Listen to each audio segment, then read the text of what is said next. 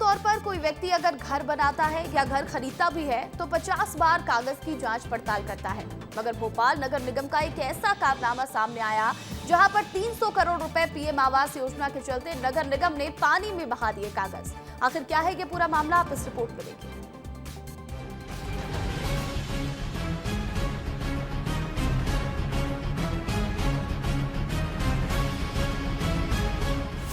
भोपाल नगर निगम का कारनामा, 300 करोड़ रुपए पानी में बहाए। नीलबढ़, रातीबढ़, कलखेड़ा में तैयार फ्लैट धूल फांक रहे। अगर कोई व्यक्ति घर खरीदता है तो कागजों की जांच में कई बार सोचता है, लेकिन भोपाल नगर निगम ने बिना जांच किए 300 करोड़ रुपए ऐसी जगह पर बहा दिए जहां घर बन ही नहीं सकते। प्रधानमंत्री आवास योजना के तहत बने ये घर अब तालाब के कैचमेंट एरिया में फंस गए हैं। देश के प्रधानमंत्री नरेंद्र मोदी का सपना है कि हर नागरिक के सिर पर अपनी छत हो।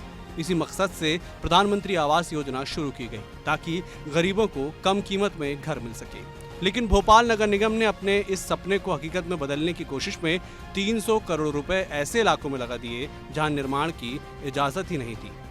नीलबढ़, रातीबढ़ और कलखेड़ा इलाके में पीएम आवास योजना के तहत बिल्डिंग बनकर तैयार है, लेकिन ये इलाका बड़े तालाब के कैचमेंट एरिया में आता है। इसी कारण town and country planning department यानी टीएनसीपी ने इस प्रोजेक्ट को परमिशन देने से साफ मना कर दिया।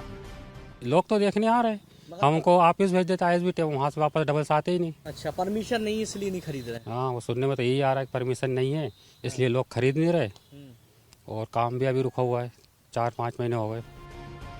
यहाँ नीलबढ़ में 60 फ्लैट और 20 दुकानें बनकर तैयार हैं, लेकिन अब 4 महीनों से सब बंद पड़ा है। इसी तरह भौरी में करीब 1000 फ्लैट और कलखेड़ा में 556 फ्लैट बनकर तैयार हैं, मगर परमिशन नहीं मिलने के कारण सब धूल फांक रहे हैं।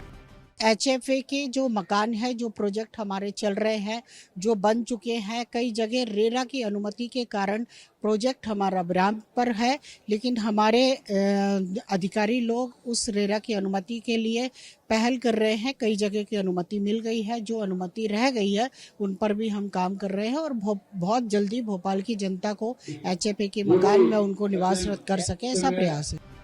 भोपाल के 21 अलग अलग लोकेशनों पर नगर निगम पीएम आवास योजना के तहत काम कर रहा है। कई साइट्स पर घर बनाकर तैयार हैं, मगर बुकिंग नहीं हो पा रही। 300 करोड़ रुपए के आलीशान घर अब बस खाली पड़े हैं और अधिकारी टीएनसीपी की हरी झंडी का इंतजार कर रहे हैं। अब सवाल यह है कि क्या भोपाल नगर निगम की ये गलती जनता के टैक्स के पैसों की बर्बादी साबित होगी या फिर जल्द परमिशन मिलकर इन घरों में रोशनी लौटेगी।